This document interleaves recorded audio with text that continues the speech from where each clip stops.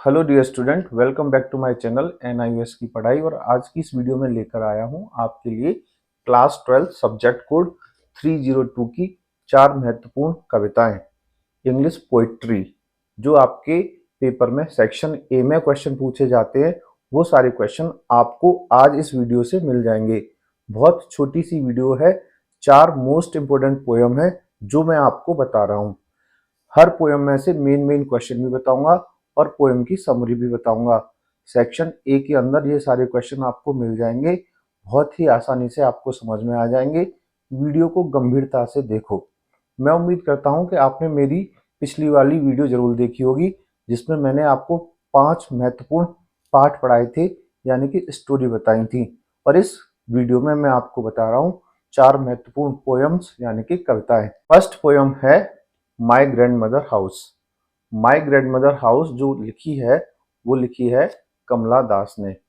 My grand mother house poem को लिखा है कमला दास ने। यहाँ पर कमला दास अपनी ग्रैंड मदर यानी कि दादी माँ के घर पर जाती हैं काफी समय के बाद। दादी माँ की डेथ हो चुकी है, तो कमला दास उस घर में पहुंचती हैं और उस घर में हर एक वस्तु को छू छू कर देखती हैं और वहां पर वो महसूस करती हैं अपनी ग्रैंड मदर का लव। लेकिन वहां पर कुछ किताबें भी थीं, जो किताबें कभी कमला दास पढ़ नहीं पाती थीं छोटा होने की वजह से। Because Kamala Das was a young girl, that's why Kamala Das could not read the books. लेकिन अभी वहां पर किताबों के बीच में कुछ स्नेक्स अर्थात सांप घूम रहे थे। घर की जो आंखें हैं वो विंडो से कंपेयर की गई हैं। The eye of house are compared with the window of the house. यह घर काफी ठंडा है, वहां पे ठंडी हवा चल रही है क्योंकि बहुत दिनों से वहां पर कोई नहीं आया है। उस जगह पर जाकर कमला दास को अपनी दादी माँ की बहुत याद आती है और उस प्यार की कमी महसूस करती हैं जो ग्रैंड मदर ने दिया था। पोयम का नाम है माई ग्रैंड मदर हाउस और लिखने वाली हैं कमला दास। अब चलते हैं इस पोयम के कुछ मोस्ट इंपोर्टेंट क्वेश्चंस की तरफ। The most important question from this poem are what happened to the house after the grand mother died. The house withdraw into the silence after the grand mother death. अर्थात दादी माँ की मृत्यु के बाद घर का क्या हुआ। घर पूरी तरह से साइलेंस यानी कि शांति में चला गया था। Second question, why was the poet not able to read the books. The poet was not able to read the books because she was very young. वह बहुत छोटी थी उस समय, इसलिए हमारी पोएट बुक्स को नहीं पढ़ पाई थी। Next question is why is the air in the grand mother house described as frozen. Because nobody lived in the house and it was silent, even the air does not seems to be moving।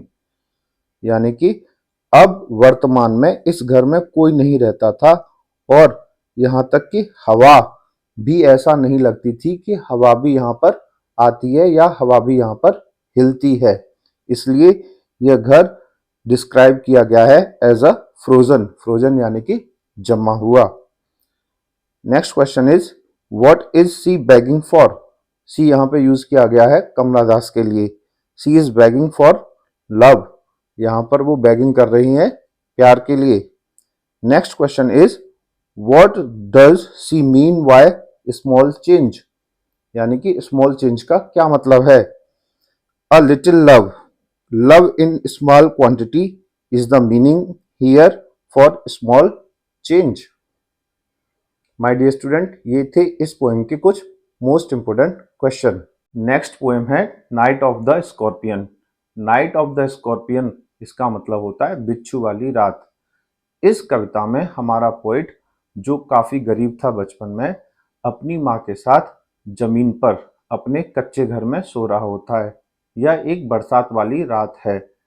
लेकिन हुआ क्या वहां पर कि एक बिच्छू आता है और माँ को डंक मार देता है, यानी कि स्टंग कर देता है। जब यह बात पोइट के पिताजी को पता चलती है तो वह हल्दी लगाते हैं और जब यह बात गांव के लोगों को पता चलती है तो सारे के सारे लोग वहां पर आ जाते हैं और 100 टाइम्स यानी कि 100 बार भगवान का नाम जपते हैं। सारी रात चारों तरफ से घेर कर लोग माता जी को वहां पर बैठे रहते हैं। मॉर्निंग में होता क्या है, अंत में माता जी को होश आ जाता है और वो ठीक महसूस करती हैं। जब माता जी जगती हैं तो माता जी कहती हैं, थैंक गॉड, मुझे इस बात की बहुत खुशी है कि स्कॉर्पियन ने यानी कि बिच्छू ने सिर्फ मुझे काटा, मेरे बच्चों को नहीं काटा। इस तरह इस कविता में एक माँ का प्यार भी दिखाया गया है। हाँ, एक बात और, यहाँ पर यह भी पूछा गया है, डंक मारने के बाद बिच्छू कहाँ चला जाता है। डंक मारने के बाद बिच्छू अर्थात स्कॉर्पियन चावल की बोरी के पीछे छिप जाता है। चावल की बोरी को इंग्लिश में बोलते हैं sack of rice, SACK, sack of rice यानी कि चावल की बोरी। First question is, where did the scorpion crawl, यानी कि स्कॉर्पियन कहाँ चला जाता है। The scorpion crawl under sack of rice. Second question है, who is I in the poem. Answer is the poet is I in the poem, यानी कविता में आई शब्द किसके लिए प्रयोग किया गया है, तो यह प्रयोग किया गया है हमारे पोइट के लिए। Next question is, why did the peasant से the name of God 100 times, यानी कि जो पीजेंट्स यहाँ पे किसके लिए यूज किया गया है, किसानों के लिए। पीजेंट अर्थात किसान अर्थात गांव वाले लोग 100 बार भगवान का नाम क्यों लेते हैं। पीजेंट से the name of God 100 times to paralyze the evil, वह चाहते थे यानी कि जो जहर है बिच्छू का वो जल्दी से जल्दी खत्म हो जाए। Next question is, why did the mother feel relieved. The answer is, mother was feeling relieved because scorpion stung only her and left her children. Mother इसलिए रिलाइव्ड फील कर रही थी कि बिच्छू ने सिर्फ उन्हें काटा और बच्चों को छोड़ दिया। Next question is, what drop the scorpion inside the house, यानी कि बिच्छू घर में अंदर क्यों आया। It was a dark rainy night, यानी कि रात भी थी और बारिश भी हो रही थी, इसलिए the scorpion came inside the house. ये थे इस पोएम के महत्वपूर्ण प्रश्न। अब चलते हैं नेक्स्ट पोएम की तरफ। नेक्स्ट पोएम का नाम है where the mind is without fear.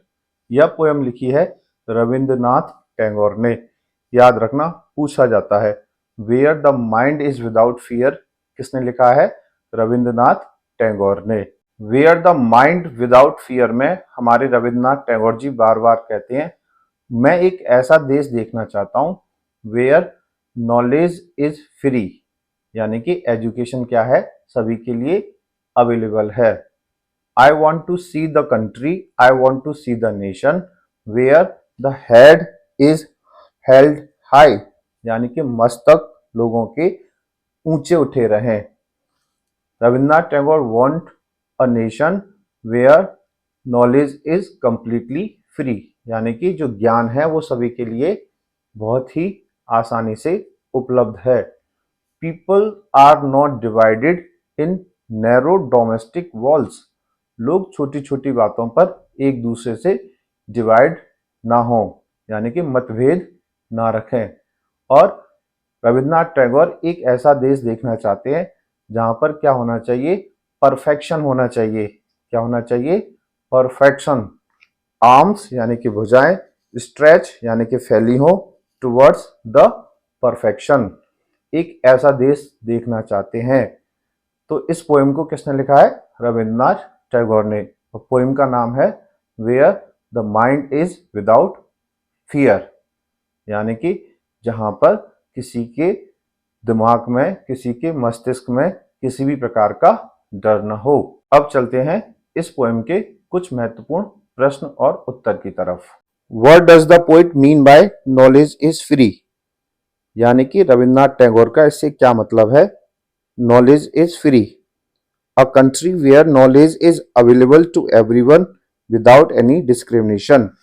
Rabindranath Tagore कहते हैं एक ऐसा देश जहां पर नॉलेज और एजुकेशन सभी को बिना किसी भेदभाव के मिले। Next question is what is mean by narrow domestic walls. Narrow domestic walls mean the idea which are narrow minded and poor thinking, यानी कि ऐसे आइडिया जो काफी पुरानी सोच के हैं, छोटी सोच के हैं और नैरो माइंडेड लोगों के हैं, उनको कहा गया है narrow domestic wall. Next question is what is mean bye tireless striving. Tireless यानी कि बिना थके। तो अब बात करते हैं इसके आंसर की। The efforts which are continuous for the perfection, यानी कि ऐसे प्रयास जो परफेक्शन के लिए लगातार होते रहते हैं, उसको बोला गया है टायरलेस स्ट्राइविंग।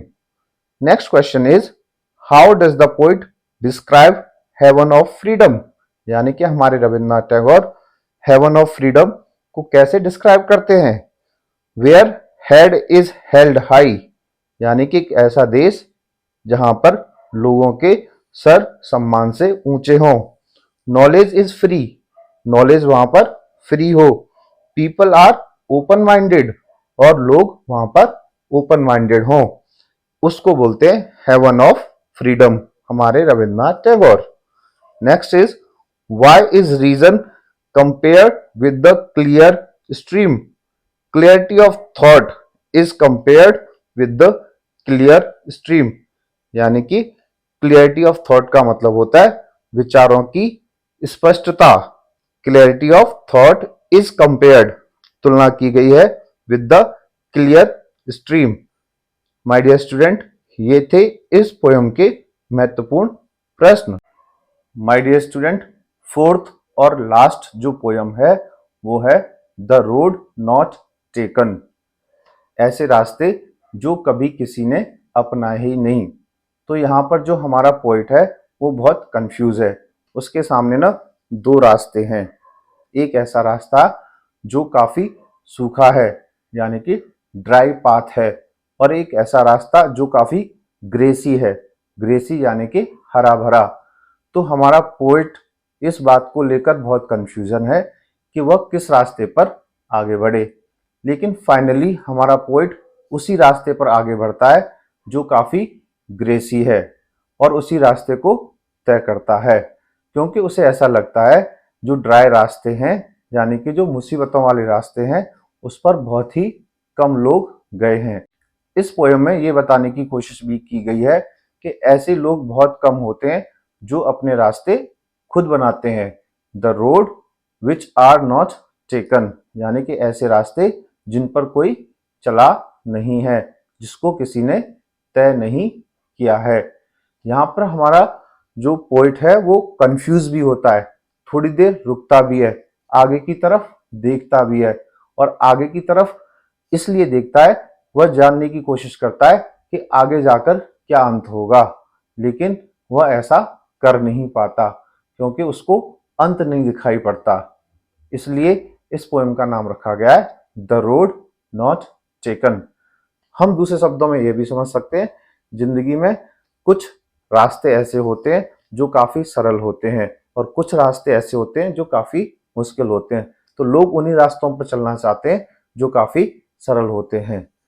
अब चलते हैं इस पोएम के क्वेश्चन और आंसर की तरफ। Why does the poet call the woods yellow board? यानी कि हमारा जो पोइट है वो वुड्स को येलो बोर्ड क्यों कहता है। इट वॉज द ऑटम, यह ऑटम का टाइम था। द लीव्स वर येलो, सारी पत्तियां क्या हो गई थी, पीली हो गई थी। Who is the traveller, why does he feel sorry, यानी कि ट्रेवलर कौन है, वो कौन व्यक्ति है जो रोड पर ट्रेवल करना चाहता है। The poet is traveller, he feel sorry because he can not travel both the road. हमारा जो पोइट है वही ट्रेवलर है, और वह इसलिए सॉरी फील करता है कि वह दोनों रास्ते एक साथ ट्रेवल नहीं कर सकता।